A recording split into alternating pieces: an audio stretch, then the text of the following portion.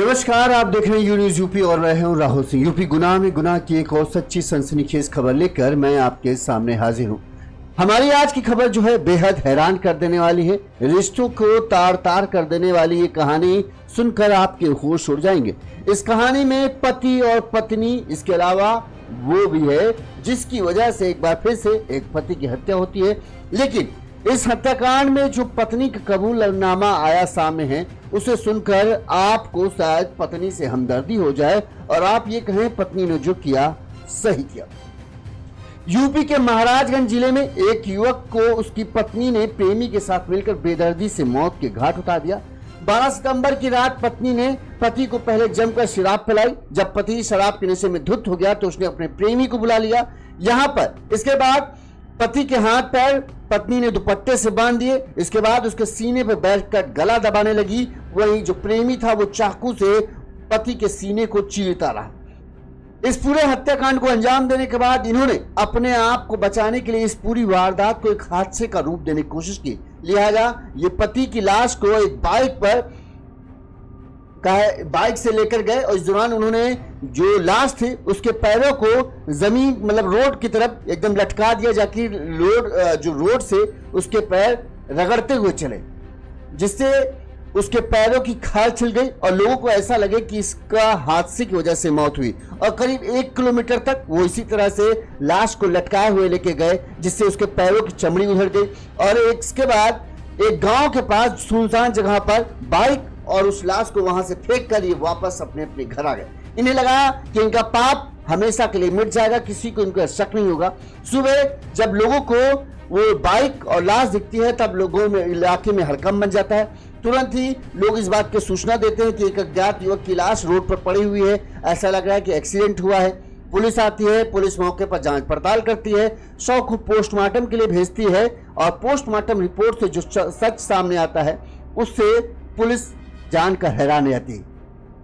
इसके बाद पुलिस पहचान करते हुए पत्नी तक पहुंचती है। वहीं पत्नी से जब पूछताछ करती है पुलिस तो सारा सच सामने आता है।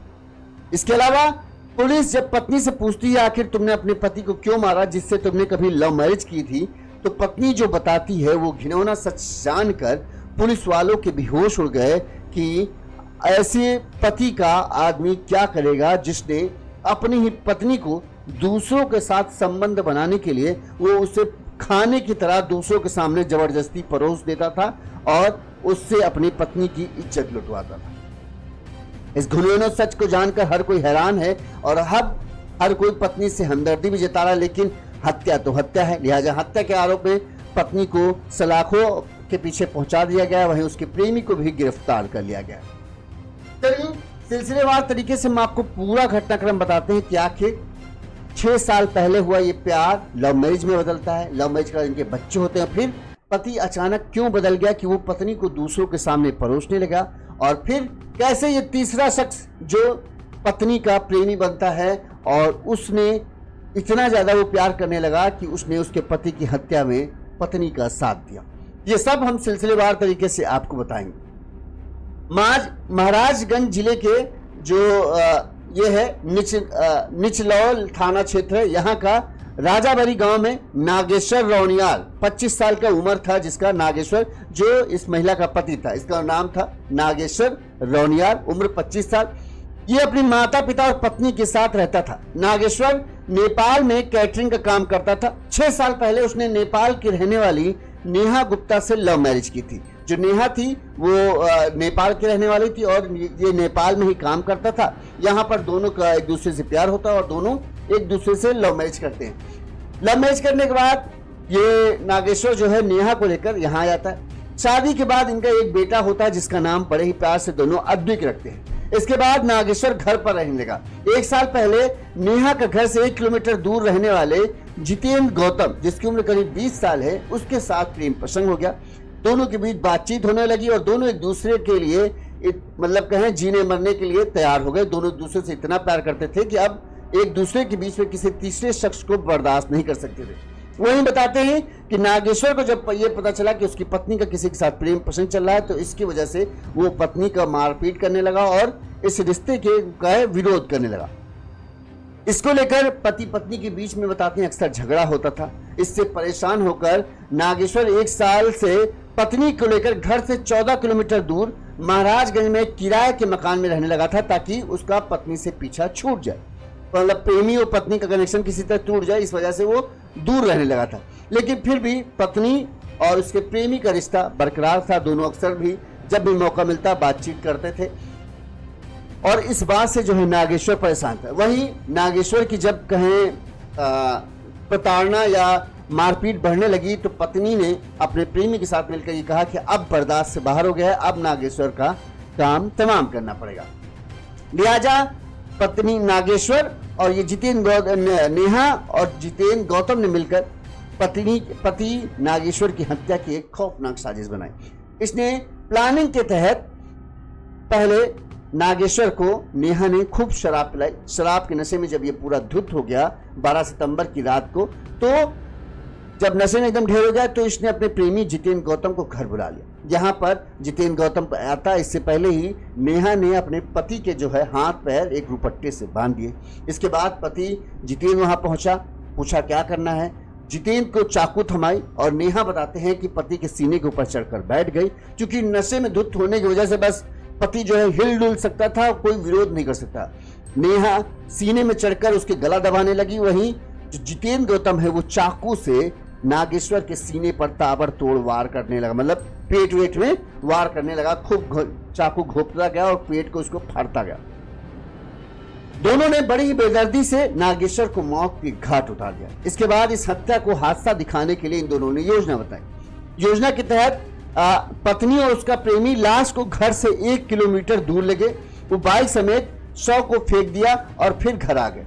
इन्होंने क्या किया था, लाश को इस तरह से बाइक पर रखा कि लाश के पैर जो हैं वो रोड पर घिसटते हुए जाए, जिससे ऐसे लगे ये हादसा हुआ, जिसकी वजह से इसका पैर एकदम खाल वाल छिल गई और उसका एक्सीडेंट हो गया, जिसकी मौत हुई। इन्होंने सोचा पूरा उनका प्लान परफेक्ट है और किसी को इस बात की शक नहीं होगी कि ऐसा होगा।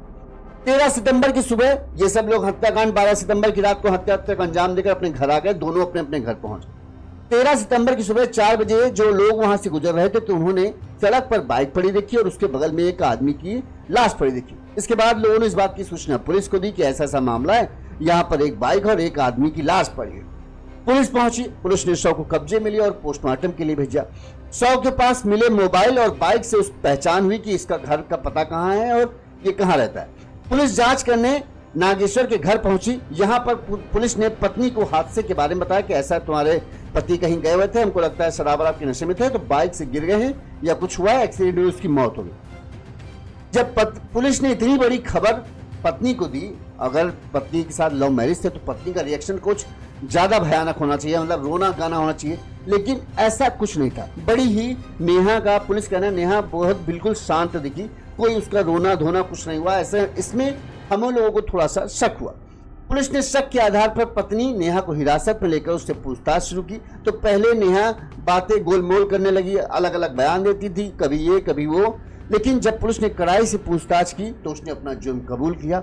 नेहा के बताने पर उसके प्रेमी जितेंद्र गौतम को भी पुलिस ने गिरफ्तार कर लिया। अब पुलिस ने नेहा से ये पूछा कि आखिर तुमने अपने ही पति को, जिसके साथ तुमने 6 साल पहले लव मैरिज की थी, तुम्हारा एक बेटा है, तो आखिर तुमने अपने पति को मौत के घाट क्यों उतारा? तो नेहा ने बताया कि 6 साल पहले मैंने नागेश्वर से लव मैरिज की थी और मैं सच्ची में नागेश्वर से बहुत प्यार करती। शादी के बाद हमें एक बेटा हुआ, हमारा सब कुछ अच्छा था, लेकिन 1 साल से मेरा पति जो है काम धंधा कर नहीं रहा था, शराब का नशे में ज्यादा हो गया था और वो मुझसे जबरदस्ती गलत काम करवाने लगा था। पैसे के लिए वो मुझे गैर आदमियों के साथ सोने के लिए मजबूर कर देता था। कई बार वो अपने दोस्तों यारों को लेकर आता, उनसे पैसे लेता और खुद बेटे को लेकर कहीं घूमने चला जाता और बाहर से कमरे का कुंडी लगाकर चला जाता। इस दौरान जो लोग आदमी आता था वो मेरे साथ जबरदस्ती करता और मेरे साथ संबंध बनाता। मैं बार बार अपने पति से इस सब का विरोध करती, लेकिन मेरा पति पैसा कमाने के लिए उसने मुझे एक मशीन की तरह इस्तेमाल करना शुरू कर दिया था और वो आए दिन किसी न किसी को लेकर आता, पैसे लेता और बेटे को लेकर घुमाने फिराने के बहाने चला जाता। और यहाँ पर ये जो आदमी आता वो मेरे साथ जबरदस्ती कर रहा। मैं अपने बेटे की वजह से कुछ बोल भी नहीं पा रही थी, लेकिन रोज मुझे उस दरिंदगी का सामना करना पड़ता था। जितेंद्र से कैसे मुलाकात हुई इस पर भी नेहा ने बताया कि जितेंद्र को भी एक न दिन ये मेरा पति ही लेकर आया था मेरे पास। यहाँ पर हम दोनों की बातचीत हुई और धीरे धीरे हमारी बातचीत बढ़ती चली गई और धीरे जिसकी वजह से जितेंद्र और हम दोनों एक दूसरे से प्यार करने लगे, क्योंकि जितेंद्र मेरे दर्द को समझ रहा था, मेरी कुछ परेशानियों को समझता था और मेरा हाल चाल समझता था। इस वजह से मुझे जितेंद्र से प्यार हो गया और जितेंद्र भी मुझसे सच्चा प्यार करने लगा। जब नागेश्वर की मेरे पति की वो कहें कि कारगुजारियां हद से ज्यादा बढ़ने लगी, तब मैंने और जितेंद्र ने मिलकर ये प्लान बनाया कि अब और सहा नहीं जाएगा, नागेश्वर को हमेशा के लिए खत्म करने के सिवा और कोई रास्ता नहीं बचा। लिहाजा 12 सितंबर की रात पति काम से घर आया तो मैंने उसे शराब पिलाई। इसके बाद पति और बच्चा सो गया। फिर मैंने धीरे से जितेंद्र को घर पर फोन करके बुला लिया। इसके बाद मैंने नागेश्वर के हाथ पैर बांध दिए, फिर सीने पर बैठकर उसका गला दबा दिया, जबकि जितेंद्र ने कई बार उसके ऊपर चाकू से कई वार किए, जिससे वो खून से एकदम लहूलुहान हो गया। थोड़ी देर तड़पने के बाद नागेश्वर की मौत हो गई। हत्या करने के बाद नेहा कहती मैं खूब रोई, क्योंकि मैं नागेश्वर से कहीं ना कहीं बहुत प्यार करती थी, लेकिन उसने मुझे ऐसा करने के लिए मजबूर कर दिया। बताती कि रोते रोते मैं बेहोश तक हो गई थी। होश में आने पर जितेंद्र ने मुझे समझाया। फिर हमने लाश को ठिकाने लगाने के लिए पति की बाइक निकाली। हत्या को दुर्घटना दिखाने के लिए जितेंद्र बाइक चलाने लगा। शव को हमने बीच में रखा, मैं पीछे बैठ गई। पति का पैर जमीन पर घिसट रहा था।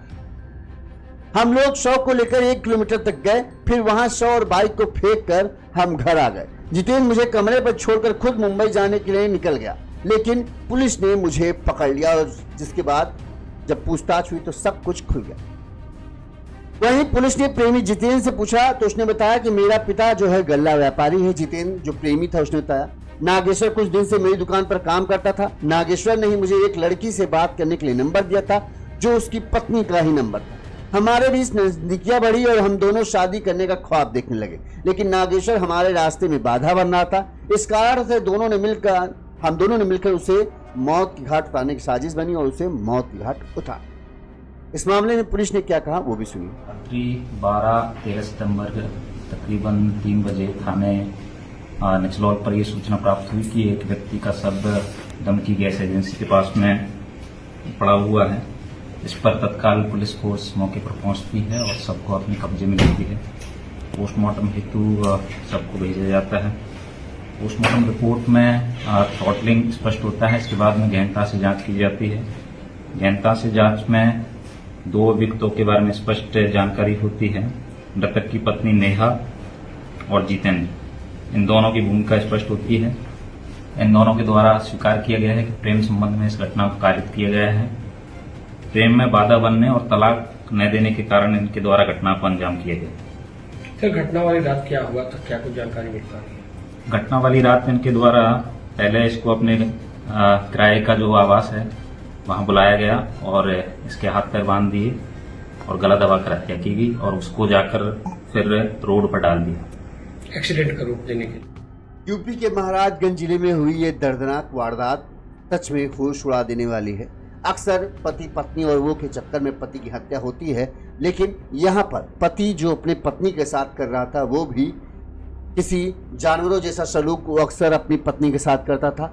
घर किसी की भी अपने दोस्त यार व्यवहार कोई भी मिल जाता था जो उसे पैसा देने के लिए तैयार होता था, उसे अपने घर ले आता। यहाँ पर उस आदमी को अपने घर के अंदर रखता था और बाहर से कुंडी लगाकर अपने बेटे को लेकर घूमने फिरने चला जाता था। 2-3 घंटे बाद लौटता, तब दरवाजा खोलता, तब वो आदमी पति जो आदमी होता था वो बाहर निकल जाता और पत्नी बेचारी कमरे में सिसकती रह जाती। उसने इस चीज को अपना एक कमाई का जरिया बना लिया, क्योंकि वो काम कर नहीं रहा था और ये उसे बड़ा आसान लगता था, इसलिए उसने अपनी पत्नी को एक मशीन की तरह इस्तेमाल करना शुरू कर दिया था। वो रोज उसकी मर्जी के खिलाफ उसको दूसरों के सामने जबरदस्ती परोसता। पत्नी विरोध करती, लेकिन फिर वही बच्चा के हवाला देकर या बच्चे के नाम पर डराता होगा और यही कि कुछ नहीं करोगी तो समझ लेना क्या होगा, तुम्हारे बच्चे को भी आल बुला कर देंगे।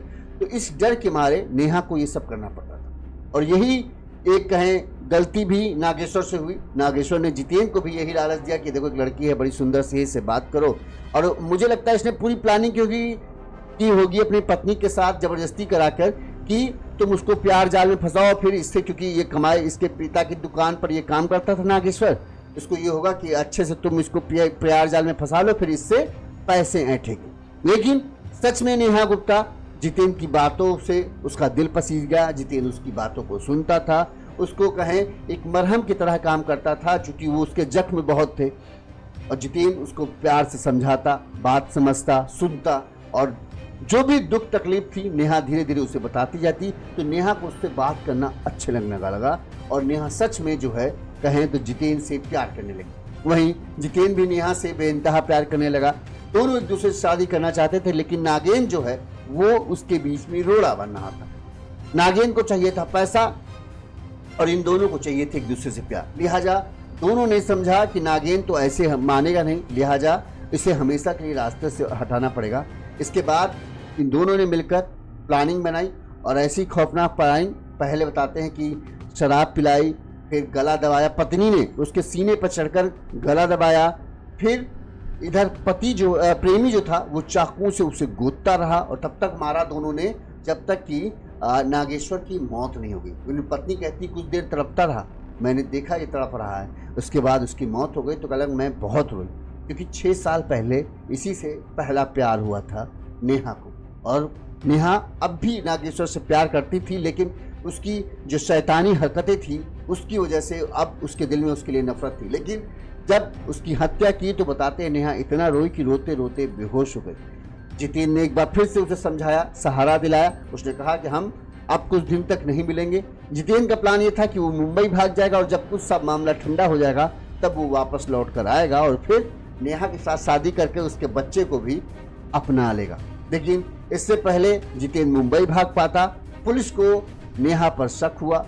पुलिस ने जब नेहा से सख्ती से पूछताछ की तो उसने सारा जुर्म कबूल कर दिया। वहीं जितेंद्र का भी पता पुलिस को बता दिया, जिसके बाद पुलिस ने जितेंद्र को भी दबोच लिया। नेहा को पछतावा है अपनी पति की हत्या का, लेकिन नेहा कहती है मेरे पास कोई रास्ता नहीं बचा था। मेरा पति जो है एक दरिंदा बन चुका था, जो मुझे एक मांस का लोथड़ा समझकर दूसरों के सामने फेंकता था, और जो लोग आते थे क्योंकि वो पैसा देते थे तो वो मुझे तरह तरह से नोचते घसोटते थे। मेरी जिंदगी नरक बनती आ रही थी। ऐसे में जितेंद्र ही मेरे पास एक सहारा था जिसके सहारे मैं जी सकती थी। इसीलिए मैंने इस हत्याकांड की साजिश को अंजाम देने का प्लान बनाया। जितेंद्र के नागेंद्र के माँ पिता का रो रो कर बुरा हाल है। छोटा बच्चा अद्विक परेशान है। पिता खत्म हो गया है, माँ जेल की सलाखों के पीछे पहुंच गई। अब उसका कौन ख्याल रखेगा समझ में नहीं आता। दादा दादी क्या अपने नाती को उतना प्यार दे पाएंगे जितना वो पहले करते थे, क्योंकि अब वो उस माँ का बेटा है जिसने उनके बेटे की हत्या की है। ये बहुत बड़ा सवाल है। देखना यह है कि अब बद्रिक की जिंदगी कैसे गुजरती है, वहीं अब इन दोनों की जिंदगी तो सलाखों के पीछे ही गुजरने वाले। इसी तरह से गुनाह की तमाम सच्ची खबरें जो आपको हैरान कर देंगी, जिनके पीछे का सच जल्दी कोई नहीं बताता, वो सच हम आपके लिए लगातार लेके आते हैं कि पूरी खबर आपको मिले, पूरी डिटेल के साथ मिले। ये हमारी कोशिश रहती है। देखते रहिए यूनिज यूपी। चैनल को लाइक और सब्सक्राइब जरूर कर लीजिएगा, ताकि इसी तरह से कि तमाम खबरें जो हैं सिर्फ ऊपर ऊपर से जिनकी जानकारी न मिले कि हत्या हुई, बस क्या हुआ, क्यों हुआ, किसने किया और क्या वजह थी, वो भी आपको पता चले। इसलिए चैनल को सब्सक्राइब जरूर कर लीजिए। देखते रहिए यूनिज यूपी। नमस्कार।